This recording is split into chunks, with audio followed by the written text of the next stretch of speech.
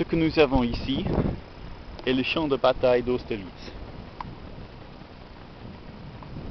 Ici est le centre de la ligne alliée, le colline qui a été franchi par les Français environ 11 heures le matin du 2 décembre 1805.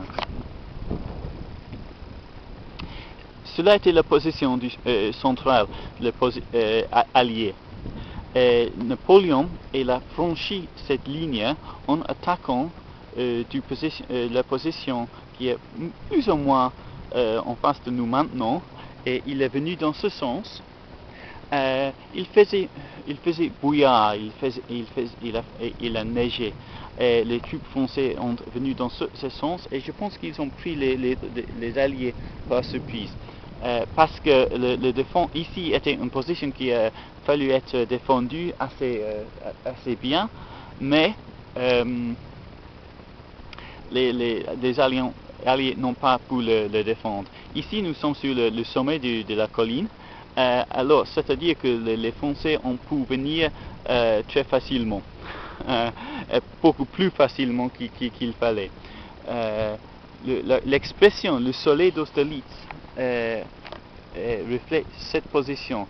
Il a fait du brouillard, mais le brouillard a parti en faveur des Français qui ont pu franchir la ligne ici et après avancer dans ce sens. On ne voit pas maintenant. Il y a beaucoup d'arbres. Il n'y avait pas d'arbres en 1805. Et ils ont pu avancer dans ce sens. La position des Français n'était pas très agréable le 1er décembre 1805 parce qu'il y avait beaucoup plus d'alliés. Il y avait environ 10 000 hommes de plus, mais plus important, en artillerie, il y avait presque 2 fois plus que les Français. Le champ de bataille est très grand. C'est plus ou moins tout ce qu'on voit ici. C'était une bataille qui a été presque sur un plan de 100 km carrés, en 10 mètres, et 10 km par 10 km, plus ou moins, c'est un peu exagéré, mais pas beaucoup. Les généraux de Napoléon ont suggéré un retrait, mais Napoléon n'a pas accepté. Il a vu vaincre sur les Russes et les Autrichiens très vite. Et ce qu'il a fait ici. La bataille d'Austerlitz est la bataille le plus bien connue je pense, peut-être Waterloo, mais la victoire la plus bien connue de Napoléon. C'était, on peut dire que même c'était son bataille préférée.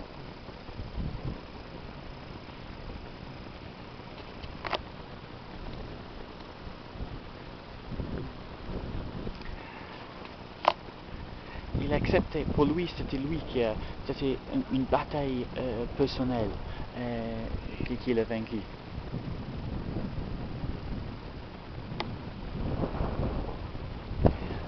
Après la bataille, il avait la paix.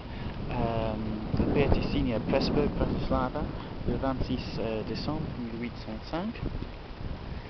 Et la guerre a continué. La guerre qui a été en effet déclarée par la Grande-Bretagne contre la France 1803, pardon.